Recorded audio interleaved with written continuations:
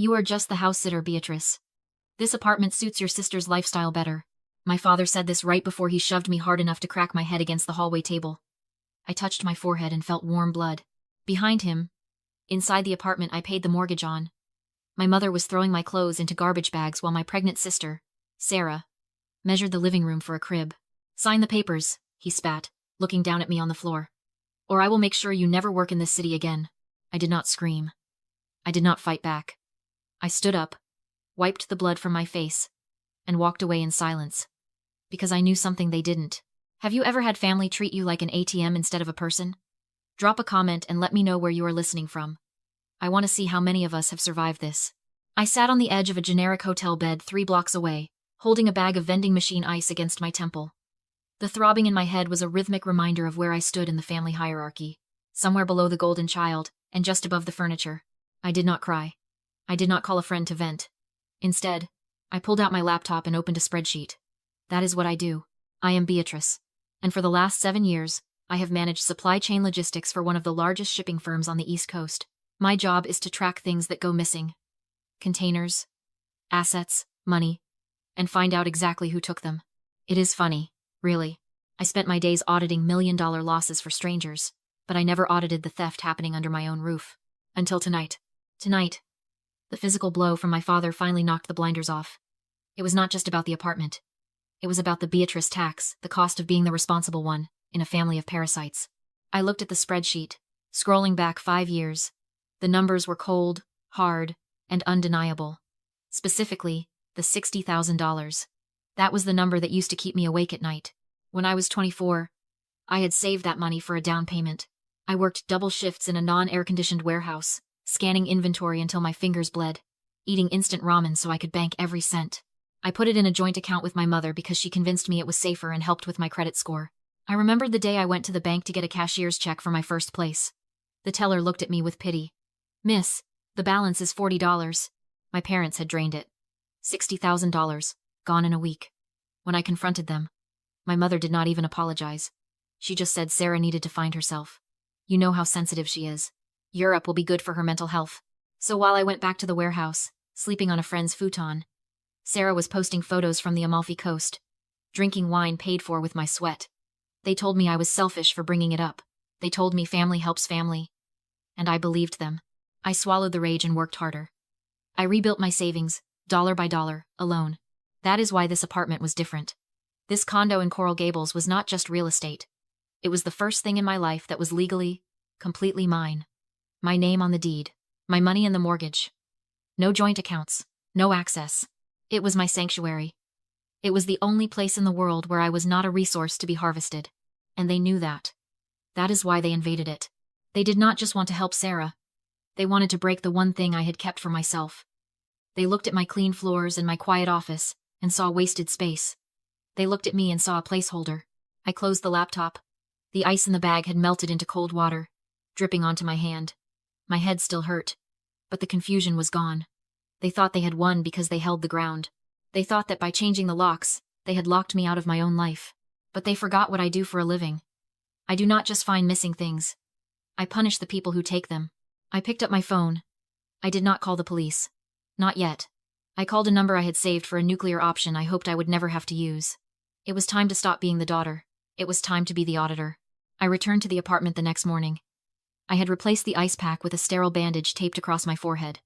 I wore old jeans and a sweatshirt, shoulders slumped, eyes downcast. I looked like a woman who had spent the night crying in a cheap hotel room, which was exactly what they needed to see.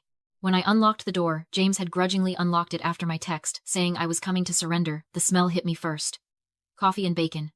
They were making breakfast in my kitchen, using my Le Creuset pans. Sarah was lounging at the island, scrolling on her phone. My mother was wiping down the counter. My father was reading a newspaper at my dining table. They looked comfortable. They looked like they belonged. "I am glad you came to your senses," my father said, not looking up from the paper. "We did not want to involve lawyers, Beatrice. But you forced our hand." "I know," I said, keeping my voice small. "I cannot fight you. I cannot afford the legal fees, and I cannot lose my job over a family dispute. You win. I will move out." Sarah smirked, taking a sip of orange juice. "Finally. I told you she would fold, Daddy. She always does. But there is a problem," I said, stepping further into the room. The condo board. My mother froze. What about them? They know I am moving out. I lied. They monitor the security logs. This building has a strict owner-occupied clause. They are purging rentals. If they think Sarah is just a tenant or a guest, they will initiate eviction proceedings immediately. They are aggressive. They fined a guy $10,000 last week, just for having an unauthorized roommate. Panic flickered in Sarah's eyes. She wanted the luxury life, but she could not handle a legal battle with a billionaire's row HOA. So? Fix it. I can, I said, pulling a thick document from my bag. I spoke to the board president this morning. There is a loophole. The residency exemption. If the occupant can prove they have significant personal assets located inside the unit collateral, basically they can be classified as a stakeholder instead of a tenant. I laid the document on the island. It was titled Affidavit of Personal Assets and Residency Declaration. It looked terrifyingly official, complete with spots for notarized signatures. You need to list the high-value items in the apartment, I explained. The furniture, the electronics, the art. You need to swear legally that these belong to you, Sarah, that you brought them in. That shows financial stability. If you sign this, the board backs off. This was the moment. This was the cliff edge. Any rational person would hesitate. Any honest person would say, but I do not own this TV. I did not buy this rug. But I was not dealing with rational people. I was dealing with parasites. And here is the thing about parasites. They suffer from a terminal case of the Dunning-Kruger effect. They are so convinced of their own superiority, so drunk on their own entitlement, that they cannot conceive of a world where they are outsmarted. They do not see a trap. They see a red carpet. They believe the world owes them the lie. Sarah did not ask if it was legal. She did not ask if it was perjury. She just saw a piece of paper that certified she was rich. She grabbed my pen. The TV, she said, writing.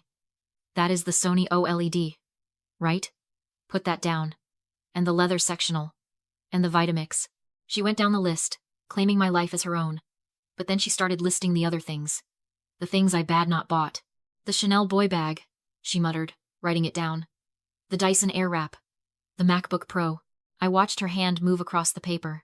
She was listing, item by item, over $28,000 worth of merchandise she had purchased using the credit card she opened in my name 3 months ago. She was creating a notarized confession of possession of stolen goods. Dad, you need to sign as the witness, Sarah said, shoving the paper at him.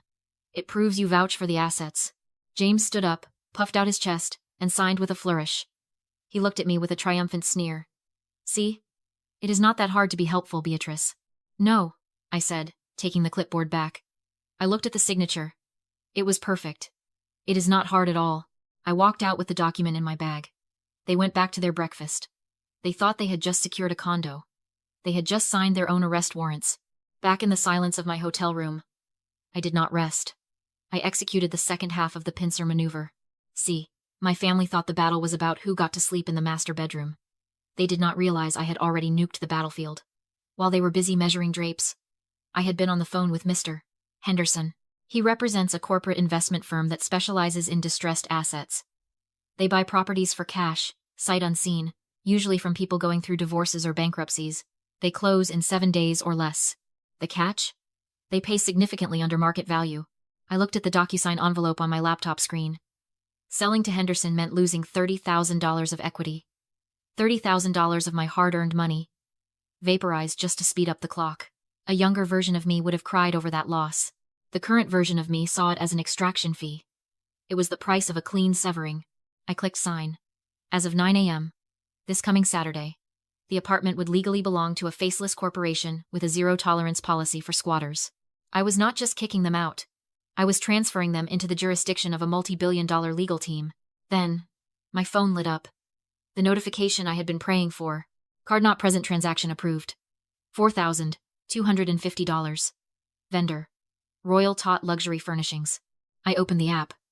Sarah had not just bought a crib. She had ordered the Windsor Collection hand-carved mahogany, velvet lining, the works. And because she was Sarah, she had paid an extra $300 for expedited Saturday morning delivery. I smiled. It was almost too perfect. You see, proving she stole my identity to buy the handbags in the closet is messy. It is a he said, she said scenario about who authorized the purchase months ago. But catching a suspect physically signing for a package purchased with a stolen credit card? That is a prosecutor's dream. It is called a controlled delivery. I dialed Detective Miller. I had met him Monday morning when I filed the initial identity theft report, handing over a thick file of unauthorized transactions dating back 6 months. He was a man who hated paperwork but loved a slam dunk. "It is Beatrice," I said when he picked up. She took the bait. "A $4,000 delivery is scheduled for Saturday at 10 a.m. She will be there to sign for it." "You are sure?" Miller asked. "I am looking at the tracking number right now. It requires a signature. She is going to sign my name."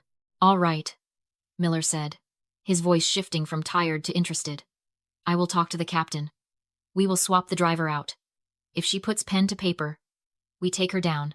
I hung up and looked at the live feed from my living room camera. Sarah was holding up paint swatches against the wall, arguing with my mother about sage versus seafoam.